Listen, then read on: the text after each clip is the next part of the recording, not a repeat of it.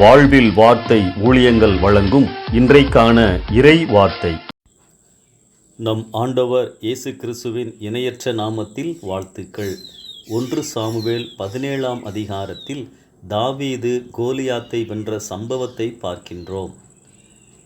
இந்த சம்பவத்தில் பல ஆவிக்குரிய உண்மைகளை நாம் அறிந்து கொண்டாலும் இன்றைக்கு ஒரே ஒரு சத்தியத்தை வலியுறுத்த விரும்புகின்றேன். தாவீது கோலியாத்தின் முன் நிற்பதற்கு முன்பதாக நடந்த காரியங்களை நினைவில் கொண்டு வருவோம். தாவீது கோலியாத்தை எதிர்க்க முடிவு செய்தபோது தன் சொந்த சகோதரன் எலியாப் மூலமாக முதலாவது எதிர்ப்பு வந்தது. பிறகு சவுலும் தாவீதை உற்சாகப்படுத்தவே இல்லை. அநேகர் பார்த்து கொண்டிருக்கும் பொழுது தாவீது தனி ஆளாக கோலியாத்தை சந்திக்க செல்கின்றார். அப்பொழுது கூட்டத்திலே சிலர் தாவீதை கேலி செய்திருக்கலாம். ஏனென்றால் கோலியாத்தை வெல்பவர்களுக்கு ராஜா தன் மகளை அவனுக்கு திருமணம் செய்து கொடுப்பதாக அறிவித்திருந்தார். யாருமே தாவீதுக்கு ஆதரவாக இல்லை. எல்லோருமே தாவீதை சோர்வுறச் செய்தார்கள். ஆனாலும் தாவீதின் குறி தவறவே இல்லை. In spite of all the discouragements, he did not miss the target. 5 கூழாங்கற்களை தன்னோடு எடுத்துச் சென்றாலும் முதல் கல்லிலேயே கோலியாத் வீழ்ந்தான்.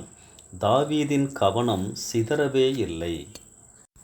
பிரியமானவர்களே, இன்று நம் விசுவாச வாழ்வில் நம் கவனத்தை சிதறச் செய்கின்ற பல காரியங்கள் உண்டு. இன்று அநேகருக்கு கோலியாத் அவர்கள் கையில் உள்ள ஸ்மார்ட் ஃபோன் தான். இந்த ஸ்மார்ட் ஃபோனினால் ஆண்டவருக்கு கொடுக்க வேண்டிய நேரத்தை நாம் அந்த ஃபோனுக்கு கொடுத்து விடுகின்றோம். அவருக்கு கொடுக்க வேண்டிய நேரத்தை இந்த உபகரணம் எடுத்து விடுகின்றது. இதற்கு அதிக நேரம் செலவழிப்பதினால் ஜெபம் வேத வாசிப்பின் நேரங்கள் குறைந்து விடுகின்றது. அதனால் ஆண்டவருடைய பிரசன்னத்தையும் பலனையும் நான் இழந்து விடுகின்றேன். நம் இலக்கு எப்போதுமே இயேசுவை பிரியப்படுத்தி வாழ்வதுதான். நம்மை சுற்றி என்ன நடந்தாலும், எவைகள் நம் கவனத்தை திசை திருப்ப முயற்சித்தாலும் நம் இலக்கு மாறவே கூடாது. பாவம் என்றால் குறி தவறுவது என்று அர்த்தம் உண்டு. எபிரேயர் 12ஆம் அதிகாரம் 1ஆம் வசனத்திலே பாரமான யாவற்றையும் நம்மை சுற்றி நெருங்கி நிற்கின்ற பாவத்தையும் தள்ளிவிட்டு இயேசுவை நோக்கி பொறுமையோடே ஓடக்கடவோம் என வாசிக்கின்றோம். பிரியமானவர்களே, நம் வாழ்க்கையில் நிறைய கோலியாத்துக்கள் உண்டு. மனதை சோர்வுறச் செய்கின்ற கூட்டமும் உண்டு. ஆனால் கடவுள் எப்போதும் நம்மோடு இருக்கின்றார்.